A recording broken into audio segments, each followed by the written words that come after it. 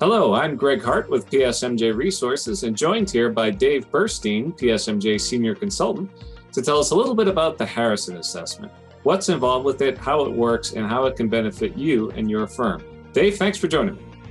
Thank you. Good to be here, Greg. All right. Dave, I thought first, if you could just explain to me a little bit, a lot of people are familiar with Myers-Briggs and all those other tests that are out there. How is the Harrison Assessment different from all the other stuff that's out there on the market? So most of those, all of those personality-based tests, Myers-Briggs and DISC and all those, they really are about dividing people into different kinds of personality types.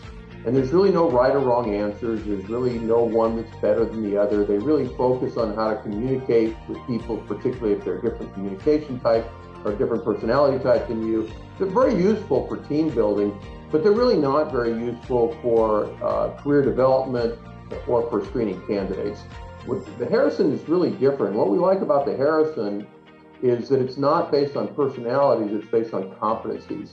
And it really looks at two things. One is the fact that generally people do best what they enjoy most. There's a bunch of questions on there that are related to what people enjoy, and then they match that up with profiles of successful people in those positions and what kinds of traits they need to have. And where it matches, it gives you a high probability of success. Where there's not such a good match, it gives you a lower probability of success. And in fact, that's one of the things I really like about Harrison also, is it actually gives you a numerical probability of a person being successful in a given role. The other thing that it looks at is it looks at what they call paradoxes. For example, for project managers, the number one trait for project managers in the A&E industry is what Harrison calls prolific quality. What that means is they have to do two things well. They have to produce quality work and they have to do it quickly. Doing just one of those things really just doesn't get it done. And so the combination of looking at what people enjoy and looking at how they resolve these paradoxes gives a really strong indication of whether somebody's going to be successful in a particular role. Okay. And, one of the things we talk about, too, is how this is AEC industry specific. Tell me a little bit about how that is the case and what that means. So Harrison's been around quite a while. It actually started in Australia, and they have every job description you can imagine. I mean, hundreds of job descriptions, but they're all pretty generic to a variety of industries. So we worked with them for probably 10 or 15 years, I guess. And in the last few years, we concluded that really we need a couple of AE-specific job descriptions so that people can have confidence that somebody's not just a good fit as a project manager, but they're a good fit as a project manager in the AE world, which is very different than being a project manager for, say, a pharmaceutical company. And so we worked with Harrison over the last couple of years to develop two specific profiles that are specific to the A&E industry. One is project managers. The other we call business unit leaders. Business unit leaders are people who are responsible for a group of projects and a group of people. So, for example, that could be a branch office manager, that could be a department head, a studio director, that sort of thing. So those two profiles in particular are specifically geared toward the A&E industry. And we worked with a number of well-respected A&E firms to develop those profiles, as well as working with Harrison. Okay.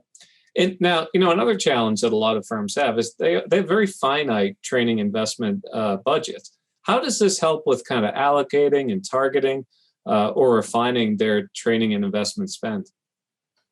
So it really helps a lot in targeting where someone should best be moving in their career. I'll just give an actual example from a recent project that, in fact, we're on right now.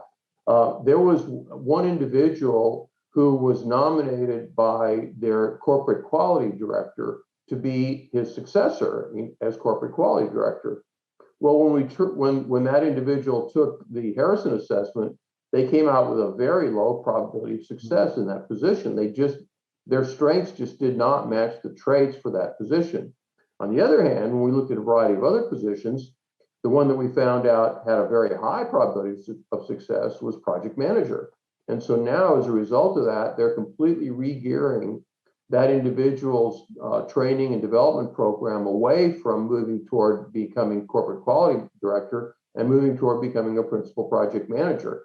That one case is going to save them a huge amount of money in training and development that probably would not have succeeded. Wow. All right, now let's shift gears for a minute and talk about not just managing and optimizing existing talent, but using the Harrison assessment to screen candidates. How's that work? So that's actually how PSMJ got started with Harrison. Like I said, it was probably 10 or 15 years ago, and we were looking for a way internally within PSMJ to screen candidates for different positions that we were hiring. And so we started working with Harrison strictly on that basis before we even got on development, and we found it extremely helpful. We had the candidates take the Harrison assessment. It gave us a good numerical assessment as to the probability of them being successful in that role. It also gave us some interview questions to ask that are specific to that candidate, that give us some additional information about it. And it gave us some interview questions to ask that would entice that candidate to take our job offer. So we've used it ever since with virtually every new employee that's been hired at PSMJ. And it worked so well for us, we started recommending it to our clients. And now there are, I'm sure, over 100 different AE firms, probably well over 100, that have adopted that for screening candidates as well as for career development. Great. Now, when you talk about screening candidates, virtually every AEC firm on the planet right now is including some element of remote work, whether it's hybrid or full remote. There's a new function or feature, I guess, in the Harrison assessment about remote work suitability. Tell me a little bit about how that works. Yeah, so because this has become such a big deal, Harrison has developed two new profiles, and I really like them. One of them is to test individuals who want to work remotely, and it tests their ability to be efficient and effective working remotely. The second one tests the managers of people who work remotely, and it tests their ability to be effective managers of remote workers. And I think this is a great idea that they came up with, because it gives you a real basis for deciding who should be allowed to work remotely and who should be allowed to manage remote workers. Wow, that seems very useful. Yeah, certainly in today's market. All right, now the real test here. So you get all this data, all this information. Does it spit out this 400 or 500 page report of tables and charts that nobody can interpret, or what does the report itself look like, and how readable is it?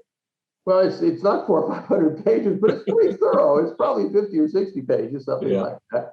And there's a couple of different reports. One goes to the candidate themselves, the person who took the exam, and gives them some ideas as to where their strengths and weaknesses are and what they can do to improve them. And the other one is really intended to go to their supervisor, to give the supervisor some ideas on, okay, how do we build on this person's strengths, and what do we need to do to shore up their weaknesses? So there are two different reports, and the complementary nature of those two reports, I think, makes it really, really powerful. And again, especially for us engineers and architects who tend to be a little bit quantitative, it's all presented in a very quantitative, objective way. So they've taken something that's fundamentally very subjective and made it as objective as it can really be. Of course, like anything else, it's not 100% accurate, but we found that it's probably a good 80 or 90% accurate, and that's a whole lot better than not having this information. You bet.